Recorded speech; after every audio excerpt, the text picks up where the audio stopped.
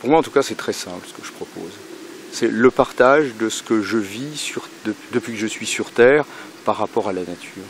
Et quand j'étais tout petit, tout enfant, j'ai commencé à ramasser des plantes avec ma mère, des plantes pour les manger, des choses relativement simples, des myrtilles, des fraises des bois, des champignons, des pissenlits.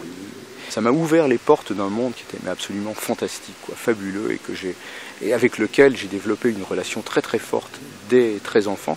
Et c'est ce que j'ai envie de partager avec les gens et que je partage sous forme de stage depuis maintenant une quarantaine d'années,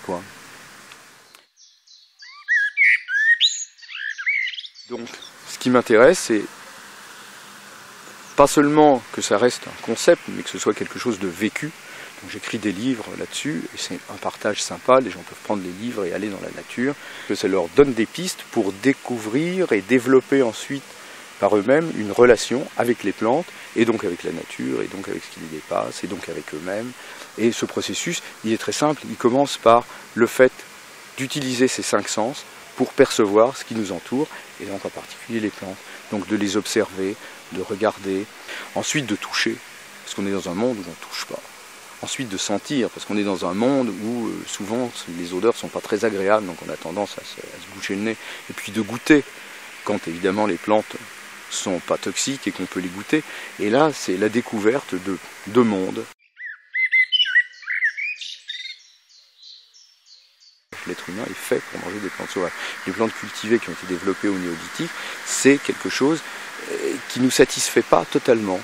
Donc, en complément de cette alimentation néolithique, manger des plantes sauvages, c'est un équilibre qui est juste parfait, tout simplement. Au cours des stages, on récolte les plantes et puis on se met en cuisine et on prépare des plats qui sont à la fois simples, souvent élaborés pourtant quand même, mais toujours avec des saveurs extraordinaires, nouvelles, etc.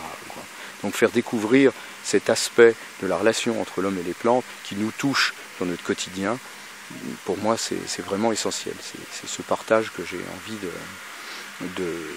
continuer à faire jusqu'à mes derniers jours, parce que j'aime ça, vraiment j'aime ça. J'adore travailler avec les enfants, parce qu'avec les enfants c'est facile. Il suffit de les mettre devant une plante et de leur dire allez-y. On peut leur faire comprendre qu'il y a des plantes toxiques et ils respectent, mais il faut leur faire comprendre à côté qu'il y a des tas de plantes qui peuvent justement récolter, toucher, tripoter. C'est très important de ne pas brider cette spontanéité. Et puis pour aller plus loin, ça faisait longtemps que j'avais envie de monter une école pour pouvoir travailler avec des personnes pendant plus longtemps, les mêmes personnes pendant plus longtemps et aller plus loin. Et je l'ai fait maintenant, et là j'ai monté le collège pratique d'ethnobotanique, une formation sur 3 ans, et où j'enseigne des parties théoriques qui vont venir en complément des expériences pratiques et concrètes qu'on peut faire pour arriver à explorer non seulement le monde végétal lui-même, mais notre relation à nous, êtres humains, avec le monde végétal, et encore une fois s'en servir comme support d'évolution de la conscience pour essayer de comprendre un petit peu ce qui se passe, ce qui à l'heure actuelle dans le monde dans lequel on vit, à mon avis, est une urgence et une priorité absolue.